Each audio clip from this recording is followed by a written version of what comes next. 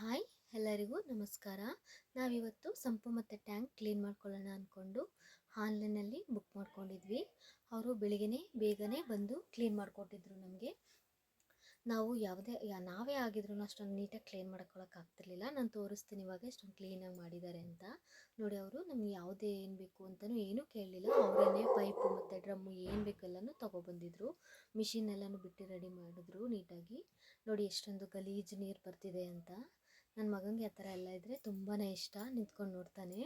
ನೋಡಿ, ಅವರು ಇವಾಗ ಪೈಪೆಲ್ಲ ಒಳಗಡೆ ಬಿಟ್ಟಿದ್ದಾರೆ, ಮಿಷಿನ್ನು ಬಿಟ್ಟಿದ್ದಾರೆ. ತುಂಬ ಫ್ರೆಜರಾಗಿ ಬಿಡೋದ್ರಿಂದ ನೀರು ಒಳಗಡೆ ತುಂಬ ಏನೇ ಇದ್ರೂ ನೀಟಾಗಿ ಕ್ಲೀನ್ ಆಗುತ್ತದೆ. ಅಂದರೆ ನೀರನ್ನ ನಾವೇ ಕ್ಲೀನ್ ಮಾಡ್ಕೋಬೇಕಂದ್ರೆ ನೀರನ್ನ ಹೊರಗಡೆ ತೆಗೆಯೋದೇ ಒಂದು ದಿನ ಎಲ್ಲ ಆಗಿಬಿಡುತ್ತೆ.